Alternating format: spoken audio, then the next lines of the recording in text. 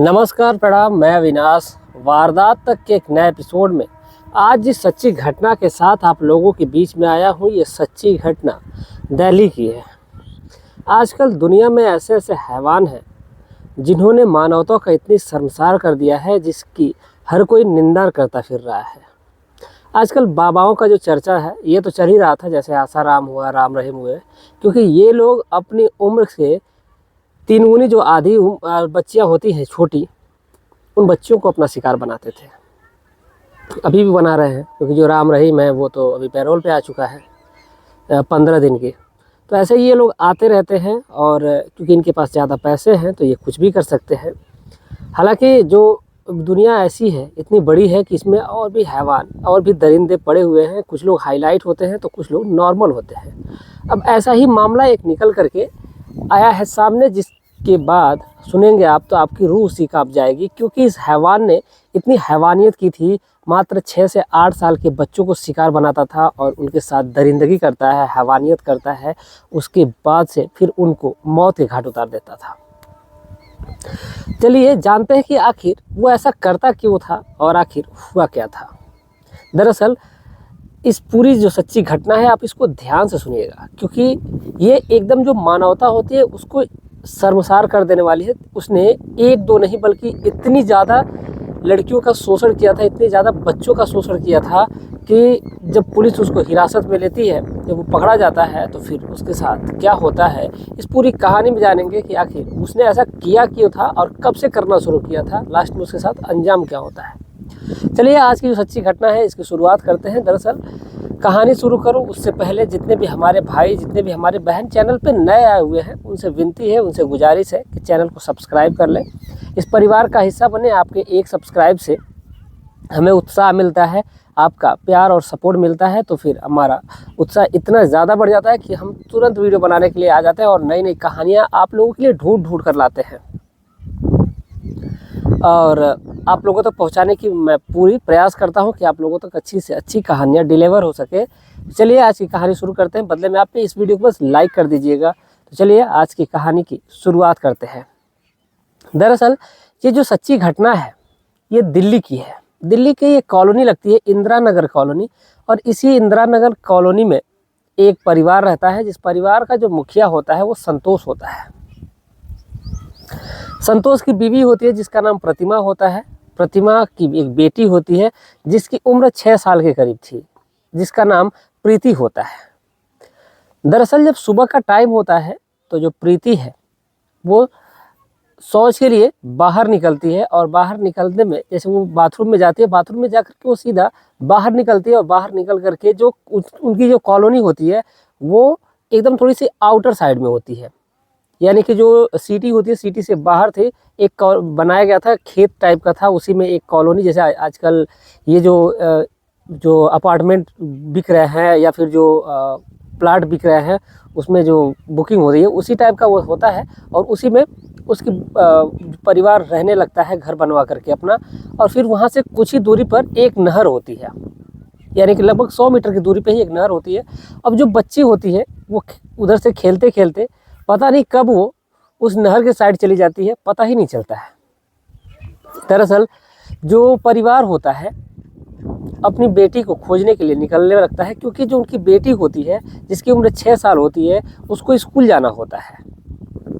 क्योंकि वो सोचते हैं कि अब बेटी उनकी चली कहाँ गई है, सुबह तो फ्रेश हुई है, फ्रेश होने के बाद वो बाहर गई है, बाहर जाने के बाद वो अभी तक आई क्यों नहीं। अब इसी बात को लेकर के वो दोनों परिवार के जो पति पत्नी होते हैं वो परेशान हो जाते हैं कि आखिर उनकी बेटी चली कहाँ गई है। वो खोजने लगते हैं, हैरान हो जाते हैं, परेशान हो जाते हैं, इधर उधर खोजते हैं। खोजते खोजते जब सोचते हैं कि ऐसा तो नहीं वो नहर के साइड चली गई है, नहर के साइड जाते हैं तो देखते हैं जब वहाँ पर तो उनकी जो बेटी होती है उस नाले में, जब जो नहर होती है उस नाला होता है उसमें पानी नहीं होता है, उसी के बीच में उस लड़की को बेहद बुरी तरीके से मारा गया था। और जो उसका बदन था, उसके शरीर में एक भी कपड़े नहीं थे उस बच्ची के, और उस बच्ची के साथ इतनी क्रूरता से साथ उसको मारा गया था। मारने से पहले ही उसके साथ रेप किया गया था। उसकी जो यहाँ से जो पेट के जो नीचे का हिस्सा था वो पूरी तरीके से खून से लथपथ था। जहाँ पे वो बच्ची लेटी हुई थी वो भी जो जगह थी वो पूरी खून से सनी हुई थी। और सबसे हैवानियत की बात ये होती है कि हैवान ने उसके साथ दरिंदगी की और फिर उसको मौत के घाट उतार दिया था। अब जो परिवार के लोग हैं सभी लोग रो रहे होते हैं, बिलख रहे होते हैं। इतने में इधर उधर से जो उस कॉलोनी के जो लोग होते हैं सभी लोग इकट्ठा होते हैं। अगल बगल जो गांव है ये बात आग की तरह फैलने लगती है और सभी लोग वहीं पर इकट्ठा होने लगते हैं। इतने में पुलिस को फ़ोन कर दिया जाता है। पुलिस भी मौके पर आती है और आकर के बॉडी को पोस्टमार्टम के लिए लेकर चली जाती है। सभी लोग हंगामा कर देते हैं। लड़की की बॉडी को लेकर जाना ही नहीं दे रहे थे, कह रहे थे कि ऐसा नहीं है, इसको नहीं लेकर के जाना है, जब तक आप कातिल को नहीं पकड़ेंगे तब तक इस बच्ची को यहीं रखा जाएगा। इस पर जो वहाँ के जो COCT होते हैं सभी लोग मौके पर पहुँचते हैं। यहाँ तक की बात SP तक की पहुँचती है। SP साहब भी वहाँ मौके पर पहुँचते हैं क्योंकि एक बच्ची के साथ इतनी क्रूरता के साथ रेप किया गया था, उसको मारा गया था, वो भी मात्र 6 साल की बच्ची के साथ। जब उस लड़की को मारा गया था तो फिर वो आस पड़ोस जो पुलिस होती है, अब जब बॉडी को नहीं लेके जाने देते तो पुलिस उनसे कहती है कि हम आपकी बात सही है, हम कातिलों को ज़रूर पकड़ेंगे, लेकिन अगर आप हमें काम करने ही नहीं देंगे तो फिर हम काम करेंगे कैसे, तो हम कातिल तक पहुंचेंगे कैसे। इस पर जो परिवार के लोग होते हैं वो कहते हैं कि ठीक है।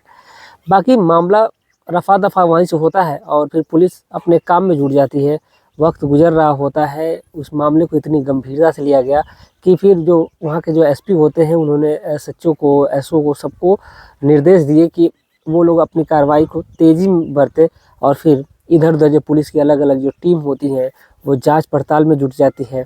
जांच पड़ताल करते करते वहाँ पर एक जो पुलिस की टीम थी वो देखती है कि वहाँ से कुछ दूरी पे एक घर होता है। जो घर था वो निर्माणाधीन था, यानी कि वो घर अभी बना हुआ नहीं था, उसमें काम चल रहा था, लेकिन कुछ परिस्थिति की वजह से वो काम रुका हुआ था। जब पुलिस उनसे पूछती है कि आखिर ये काम रुका क्यों है, तो जो गांव वाले होते हैं वो कहते हैं कि ये एक राजेश सिंह है, ठेकेदार हैं, ये उन्हीं का घर है और ये पता नहीं क्यों कुछ समय तो काम चला है, लेकिन कुछ समय से ये काम जो है वो बंद है। अब जो SHO होते हैं ब्रिजेश जी, वो कहते हैं कि ठीक है। जो उनकी टीम है वो सोचती है कि एक काम करते हैं, एक बार चल कर के देखते हैं कि ऐसा ना हो कि यहाँ पर कोई सबूत मिल जाए। अब जो पुलिस की टीम है उस घर में पहुँचती है, उस घर को खोला जाता है। खुला ही था वो, क्योंकि अभी वो बन रहा था, तो उसमें ना ही दरवाजे थे ना ही कुछ था, बस वो बन रहा था। जब पुलिस वहाँ पहुँचती है तो देखती है कि वहाँ पर उनको एक आधार कार्ड मिलता है और एक पैन कार्ड मिलता है। जब आधार कार्ड, पैन कार्ड मिलता है और फिर एक रूम में जब वो पहुंचते हैं तो देखते हैं कि वहाँ पर खून पड़ा हुआ था कुछ, और फिर उसको साफ भी किया गया था। अब पुलिस को कहीं ना कहीं संदेह हो जाता है कि ऐसा तो नहीं है कि जिस कातिल ने ये इस बच्ची का मर्डर किया है, रेप किया है, वो इसी में आकर के कुछ देर रुका हो और इसी में सारा कांड किया हो, उसके बाद फिर बच्ची की बॉडी को ला करके वहीं पर फेंक दिया हो। और जब आधार कार्ड, पैन कार्ड मिलता है तो फिर उसके हिसाब से उस आधार कार्ड को और जब पैन कार्ड को खंगाला जाता है तो उस पर जो नाम निकल करके आता है वो रंजीत नाम आता है और वो उसी गांव का रहने वाला होता है। जब रंजीत से पूछताछ की जाती है कि आखिर ये बताओ कि ये तुम्हारा ID पासवर्ड है, पैन कार्ड है, आधार कार्ड है, ये तुमने वहाँ क्यों छोड़ा हुआ था, तो कहता है कि साहब मेरा तो कई दिनों से एक्सीडेंट हुआ है, मुझे किसी ने मारा पीटा है और मार करके मेरा जो आधार कार्ड है, पैन कार्ड है, वो छीन लिया गया था और ये कोई और नहीं बल्कि बगल का ही गांव का ही रहने वाला एक व्यक्ति है जिसका नाम विनीत है, विनीत ने छीना हुआ है। और जब बात विनीत की आती है तो फिर उससे पूछा जाता है, पुलिस विनीत तक पहुंचती है और जब पुलिस को आता देख विनीत हड़बड़ा सा जाता है, घबरा जाता है और वहाँ से वो भागने लगता है। पुलिस की जो टीम थी वो उसको दौड़ा करके पकड़ती है और पकड़ने के बाद से फिर उससे पूछताछ जारी होती कि वो भाग क्यों रहा था और फिर भागने के दौरान पुलिस ने उसको पकड़ करके काफ़ी पिटाई भी उसकी की थी कि तुम भाग क्यों रहे थे और तुम ही कातिल हो। इस बिना पे पुलिस उसको उठा लेती है। अब उससे पूछताछ होती है। कुछ देर तो जो विनीत है वो इधर उधर की बातें करता है, लेकिन वो सच कबूलने के लिए तैयार ही नहीं होता है। बाद में फिर उसने अपना सच कबूल लिया कि हाँ, जो ये मर्डर है ये कोई और बल्कि उसी ने किया हुआ था। और जब पुलिस उसके बारे में जब पता करती है तो पता चलता है कि ये अभी कुछ ही दिन पहले जेल से छूट करके आया है। ये रेप के मामले में ही जेल में ही था और यहाँ से कुछ लगभग 1 महीने पहले ही ये छूट करके बाहर आया है अभी जेल से, और फिर तब तक इसने ऐसा ही कांड कर दिया। जब उसके परिवार वालों से बातचीत की जाती है, उसका जो पिता होता है उससे जब बातचीत की जाती है तो वो कहता है कि उसे उस लड़के से कोई मतलब ही नहीं है, वो इसकी संतान नहीं है, वो उसकी नज़र में मर चुका है, क्योंकि उसको कोई मतलब नहीं है इस परिवार से, क्योंकि उसने ऐसी घिनौनी हरकतें की है। जब पुलिस ये बातें सुनती है कि उसने कई हरकतें की हैं, तो फिर पुलिस पूछती कि आखिर ऐसा क्या हुआ है। तो जब लड़के का पिता होता है वो कहता है कि अब ये बातें तो सारी आपको वही बताएगा कि उसने कितने गुनाह किए हैं। अब जब पुलिस की जो टीम है फिर वापस पहुंचती है थाने में और उससे पूछताछ करती है। पूछताछ के दौरान जब पता चलता है कि उसने 1-2 नहीं बल्कि 40 बच्चों के साथ ऐसा किया था, बल्कि उसने एक जगह नहीं, अलग अलग जगहों में, अलग अलग शहरों में जहाँ भी जाता था वहाँ पर वो बच्चों को का फ़ायदा उठाता था। और यही नहीं बल्कि उसी कॉलोनी के कई बच्चों के साथ उसने ऐसे हरकतें की थी। करीब जब पुलिस उससे पूछताछ करती है, वो पूछती कि तुम अलग अलग जगहों पे जहाँ जाते थे वहाँ पर उन बच्चों को मार करके फेंक देते थे, तो फिर वो जगह में दिखाओ। तो उसने ऐसी 27 जगह दिखाई थी जहाँ पर उसने ऐसा कारनामा किया था, लेकिन बाकी जो 13 जगह थी उसको खुद नहीं याद थी कि वो कहाँ कहाँ ले जा करके बच्चों के साथ रेप किया है और मारा था।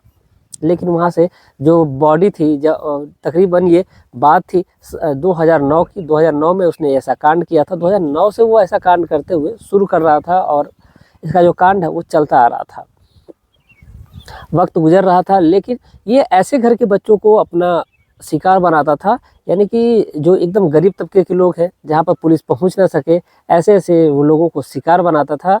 और इसीलिए उसने ये रास्ता चुना था कि पुलिस उसको पकड़ नहीं पाएगी। दरअसल जिस कॉलोनी से बच्चे गायब हो रहे थे, उसी कॉलोनी के जो अगल बगल जो गांव थे, उसी गांव से भी पहले वो बच्चियों को उठाया करता है। और पहले 2009 में और फिर वो उसी नाले के पास ले जा करके उसके साथ रेप करता और फिर उस बच्चों को वहीं पर जान से मार देता।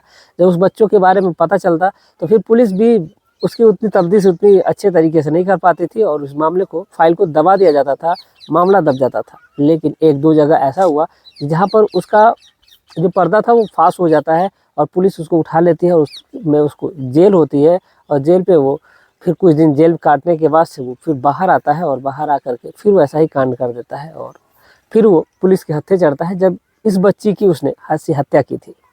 तो तकरीबन उसने 6 साल 7 साल की जो 8 साल की जो बच्चियां थी, ऐसी 40 बच्चों के साथ उसने, लड़कियों के साथ ही नहीं बल्कि लड़कों के साथ भी उसने ऐसी हैवानियत की थी, ऐसी दरिंदगी की थी। उनके साथ रेप करता और फिर उनको मार देता, मार करके वहीं पर फेंक देता। दरअसल इस काम में वो अकेला नहीं होता है बल्कि एक उसका और भी दोस्त होता है जिसका नाम राजेश होता है। राजेश भी उसका सहयोगी होता है। ये दोनों मिल करके ऐसा काम करते हैं। अब जब उसने राजेश का नाम लिया तो फिर पुलिस ने राजेश को भी उठाया और राजेश उसके साथ तकरीबन 4 से 5 ऐसे मर्डर हुए थे, ऐसे रेप हुए थे जिसमें वो उसका साथ दिया था। जब भी वो दारू के नशे में होता था तो फिर वो ऐसे ही बच्चों का अपना शिकार बनाता था और शिकार बना करके उनके साथ ऐसी रेप, हैवानियत, दरिंदगी करता था। दरअसल जब पुलिस इस बात का खुलासा करती है फिर उसको अभी जेल की सलाखों के पीछे डाल दिया गया है और वो अपनी सज़ा जो थी वो तो काट ही रहा था और फिर उसको और भी जो सज़ाएं हैं वो हो जाती है। बाकी पुलिस के हिसाब से और बाकी आम पब्लिक के हिसाब से तो उसको जेल की सलाखों के पीछे नहीं बल्कि बीच चौराहे पे खड़े करके उसको फांसी दे देनी चाहिए। ऐसे हैवान को, ऐसे दरिंदों को समाज में रहने का कोई हक ही नहीं है। लेकिन हमारा जो कानून है, कोई कानून के खिलाफ जा नहीं सकता, कानून सबके लिए समान है। तो फिर जो कोर्ट है वही निर्णय करेगा कि आखिर इसका होगा क्या। बाकी अभी तो इसका जो सुनवाई चल रही है, अभी कोई फैसला आया नहीं है। फिलहाल वो जो है वो जेल के पीछे ही है, जेल के अंदर ही है। बाकी जो भी होगा वो देखा जाएगा कि आखिर आगे होता क्या है उसके साथ। इस पूरे घटनाक्रम को सुनाने का उद्देश्य किसी की भावनाओं को ठेस पहुंचाना नहीं बल्कि आपको जागरूक करना है, आपको सचेत करना है। आप जहां भी रहें स्वस्थ रहें, सुरक्षित रहें। जाते जाते कुछ हमारे दोस्त हैं जिन्होंने कमेंट किया है। अगले हैं हमारे दोस्त हैं अनूप जी, विकास जी, राजेश्वर जी। अगले नंबर पे है आदिल खान जी, सरफराज अहमद जी, आदिल अहमद जी, फातिमा शेख जी। आप तमाम लोगों का तहे दिल से शुक्रिया कि आप लोग इतना प्यार और सपोर्ट बनाए रखते हैं। उम्मीद है कि ऐसे ही प्यार और सपोर्ट अपना बनाए रखेंगे। कुछ हमारे और भी दोस्त हैं, भाई हैं, बहन हैं, जिनका मैं नाम नहीं ले पाया हूँ, उनका नाम मैं अगली वीडियो में ले लूँगा और ले करके आप लोगों तक पहुँचाने का प्रयास करूँगा। बाकी आप जहाँ से भी देख रहे हैं, आप अपना नाम, अपना पता कमेंट में छोड़ सकते हैं। जाते जाते आप वीडियो को लाइक करिएगा, चैनल को सब्सक्राइब करिएगा। मिलते हैं कल शाम 7:30 बजे एक और सच्ची घटना के साथ। तब तक के लिए जय हिंद, जय भारत।